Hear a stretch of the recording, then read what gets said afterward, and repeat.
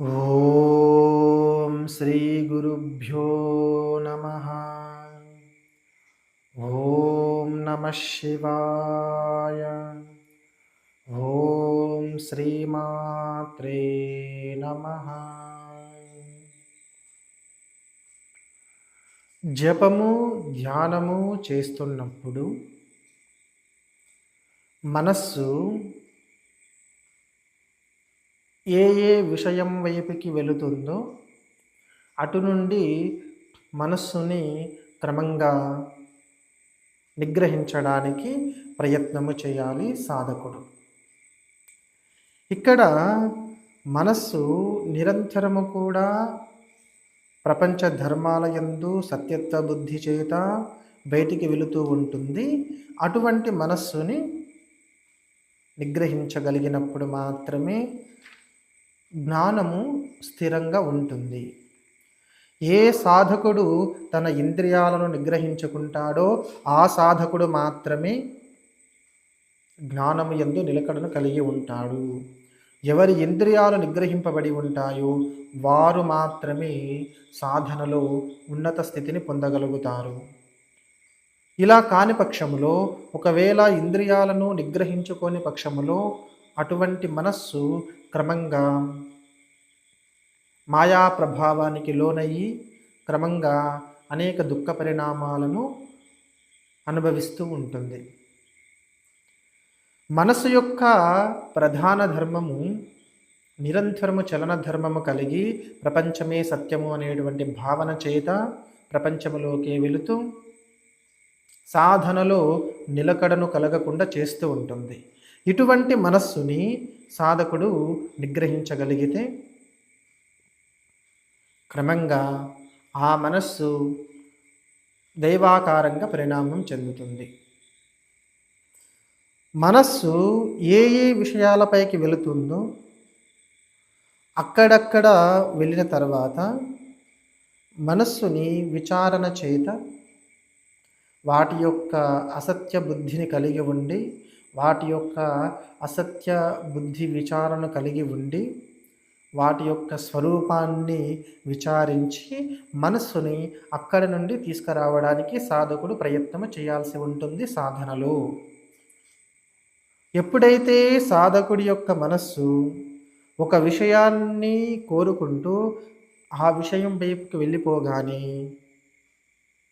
సాధకుడు ఏం చేయాలి అనంటే, మనస్సు ఏ విషయంపై ప్రీతి చేత, ఏ విషయంపై ఆసక్తి చేత, ఏ విషయంపై రాగము చేత వెళ్ళి ఉందో ఆ యొక్క విషయాన్ని, ఆ యొక్క విషయ స్వరూపాన్ని చింతన చేయాలి.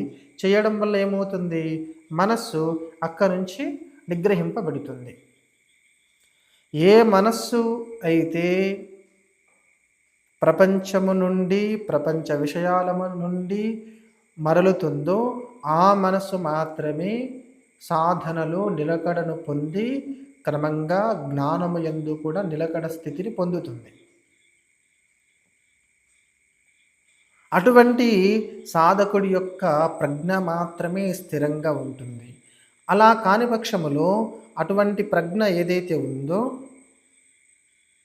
అటువంటి ప్రజ్ఞ స్థిరమవుతుంది. కాబట్టి ఇక్కడ సాధకుడు తను సంపాదించుకున్నటువంటి జపము చేత, తను సంపాదించుకున్నటువంటి ధ్యానము చేత, వీటి వల్ల కలిగినటువంటి ఏ జ్ఞానమైతే ఉందో ఆ జ్ఞానము యందు మనస్సుని నిలకడగా ఉంచగలగాలి సాధనలు.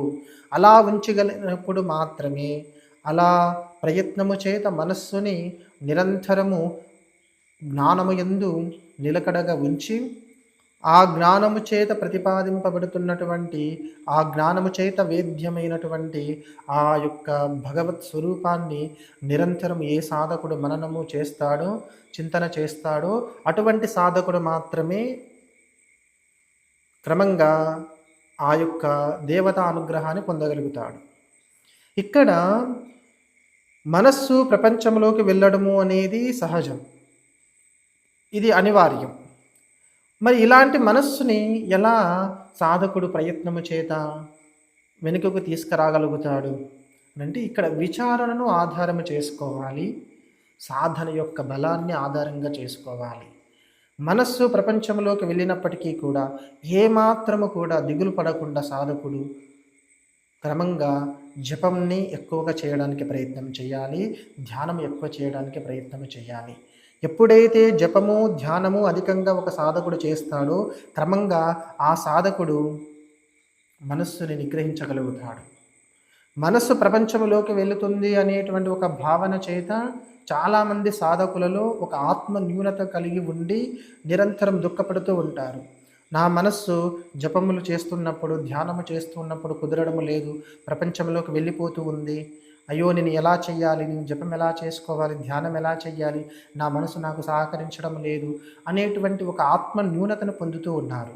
ఇటువంటి న్యూనత అవసరం లేదు. ఎందుకు అనంటే మనసు యొక్క సహజ ధర్మము నిరంతరము చలన ధర్మము కలిగి ప్రపంచంలోకి వెళ్ళడము దాని స్వభావం కాబట్టి అటువంటి మనస్సుని కొంత పురుష ప్రయత్నము చేత, కొంత సాధనా బలము చేత, కొంత జపము చేత, కొంత ధ్యానము చేత ఎప్పుడైతే సాధకుడు నిగ్రహిస్తాడో అటువంటి మనస్సు వేగంగా నిగ్రహింపబడుతుంది. ఆ నిగ్రహింపబడినటువంటి మనస్సులో జ్ఞానము స్థిరమవుతుంది. ఆ జ్ఞానము చేత భగవత్ స్వరూపాన్ని సాధకుడు తెలుసుకోగలుగుతాడు. ఇది ప్రతి ఒక్కరూ కూడా గమనించాల్సినటువంటి విషయము. ఈ మనసు యొక్క విషయాలు ఏవైతే ఉన్నాయో ఈ విషయాలు ఎంత బలంగా సాధకుని యొక్క స్థితిని, ప్రజ్ఞను కోల్పోయేటట్టు చేస్తాయి అంటే దాన్ని వర్ణించడం సాధ్యము కాదు. అంత వేగంగా మనస్సుని లాగివేసి, ఇంద్రియ విషయాలు మనస్సుని లాగివేసి క్రమంగా జ్ఞానములో నిలకడ లేకుండా చేస్తాయి.